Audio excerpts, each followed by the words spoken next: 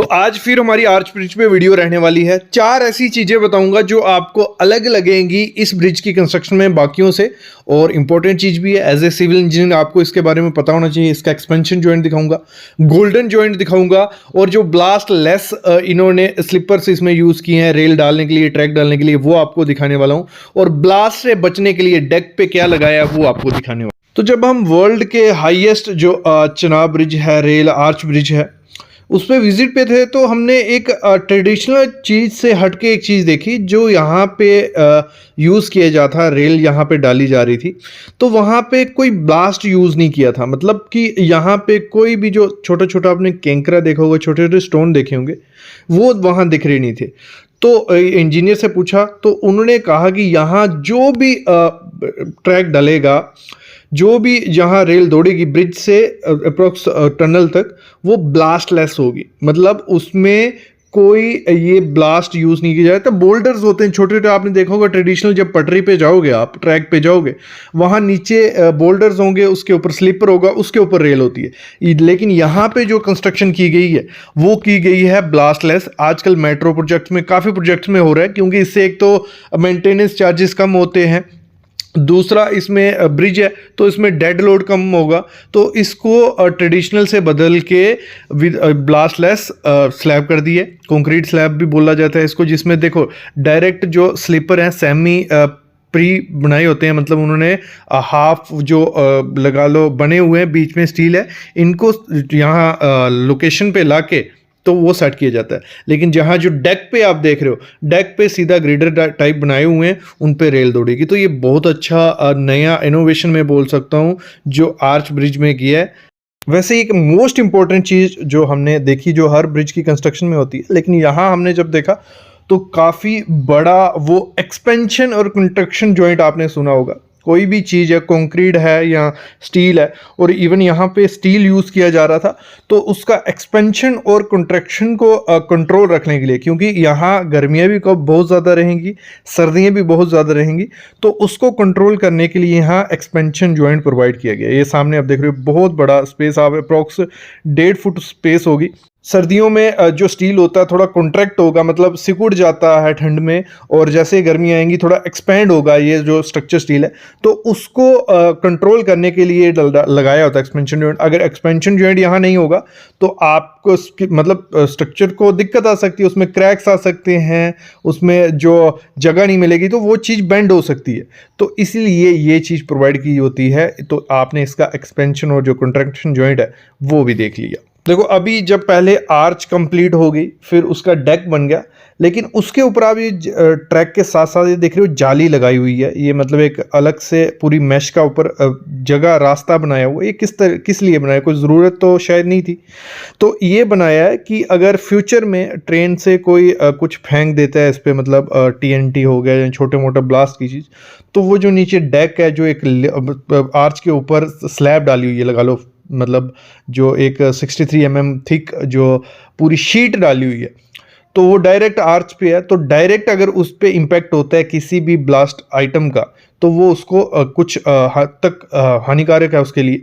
तो उसको थोड़ा और ज़्यादा सेफ करने के लिए DRDO ने सुजेस्ट किया कि जो ये डेक है इसके ऊपर भी एक लेयर लगाई जाए। इससे डेड लोड तो बनेगा, लेकिन डेड लोड इतना ज़्यादा नहीं हो रहा है, क्योंकि आपने एक चीज़ देखी होगी कि जो बोर्ड लगा था सामने, कि इस जाली का वेट काफ़ी ज़्यादा कम है, एल्युमिनियम की जाली है, और इसमें 100 किलो से ज़्यादा एक जगह पे वेट रखने को भी मना किया कि 2 आदमी एक साथ इस पे ना चलें। तो इस तरीके से इसको डिज़ाइन किया हुआ है।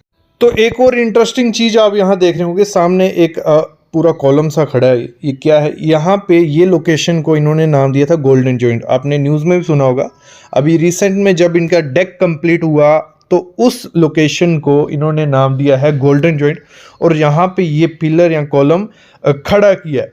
तो एक तो ये हो गया कि ये गोल्डन जॉइंट हो गया कि इनका कंप्लीट हो गया था डेक, दोनों तरफ से, मतलब डेक डलता आ रहा था, वहाँ से भी डलता आ रहा था, दोनों लोकेशन से, और बीच में उस लोकेशन पे जॉइंट हुआ, कंप्लीट हुआ वो डेक।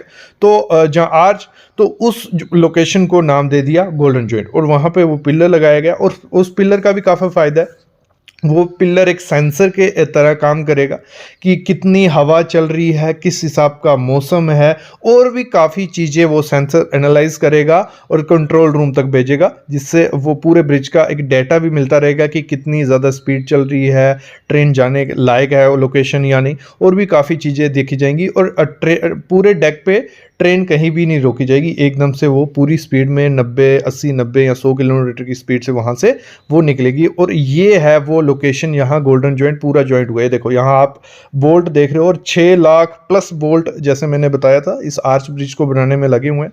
और 63 mm थिक ये जो डेक की प्लेट है वो लगाई गई है।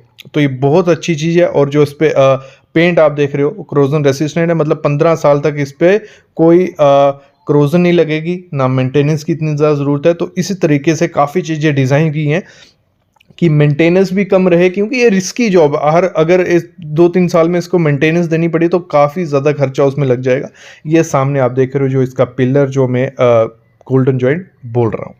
तो ये वो क्रेन है जो मैं बोल रहा था, इन्होंने काफ़ी यूज़ की है, इसकी हेल्प से काफ़ी काम हुआ। तो अप्रॉक्स 35 टन ये एक साथ मटेरियल उठा सकती है, वहाँ से यहाँ शिफ्ट कर सकती है। तो ये 2 क्रेन्स को भी प्रॉपर से डिज़ाइन किया गया है। तो इनकी हेल्प से काफ़ी स्ट्रक्चर, इन्होंने जो स्ट्रक्चरल मेंबर थे, डेक हो गया या छोटी मोटी चीज़ें हो गई, वो प्रॉपर से फिक्स की हैं। ये सामने आप वो रेल देख रहे हो। तो इस पे जो 3 पार्ट थे पहले, उसमें मैंने पूरा बताया कि डिज़ाइन कैसे किया, किसने डिज़ाइन किया, और क्या क्या इनोवेशन, क्या चैलेंजेस थे। वो वीडियो ज़रूर देखना है, अलग से प्लेलिस्ट मैंने बना के रखी है इसकी। जो कैंटिलीवर ब्रिज है, आर्च ब्रिज। और पानी की ड्रेनेज के लिए जगह जगह पे ये पोर्ट होल्स आप देख रहे हो, ये दिए हुए हैं कि कहीं भी डेक पे पानी रुके नहीं। तो इस तरीके से प्रॉपर हर चीज़ को प्रॉपर से डिज़ाइन किया गया है। तो अभी ये सीरीज़ को मैं ख़त्म करता हूँ, जो चीज़ें मैं बता सकता था इसके आर्च ब्रिज के बारे में।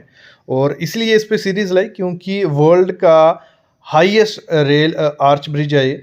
तो इसके बारे में थोड़ी बहुत चीज़ें आपको पता होनी चाहिए थी, वो आई होप आपको आइडिया लग गया होगा। जब कभी विज़िट करोगे तो ये चीज़ें ज़रूर नोटिस करना जो जो मैंने बताई हैं। और भी चीज़ें अगर आप जानना चाहते हो इसके बारे में तो ज़रूर कमेंट करना, मैं एक और वीडियो ले आऊँगा अगर आप चाहते हो। बाकी तो आपको लोगों को ये पसंद नहीं आ रही है, काफ़ी व्यूज़ इस पे कम है, कुछ लोग ये देख रहे हैं, कुछ लोग नहीं देख रहे हैं। लेकिन कंप्लीट मैंने जो डेटा था मेरे पास मैंने आपको बता दिया। अभी मैं अलविदा लेता हूँ, लेकिन ऐसी प्रैक्टिकल नॉलेज, ऐसे ही नए नए स्ट्रक्चर्स के बाद विजिट्स जो रहेंगी मैं लाता रहूँगा। एक डैम की विज़िट है, तो वहाँ क्या कैसे रहता है वर्क, वो मैं आपके लिए वीडियो शेयर करने वाला हूँ। वो आफ्टरनून में वीडियो आपके लिए आ जाएगी। तो अभी मैं अलविदा लेता हूँ। Thank you guys.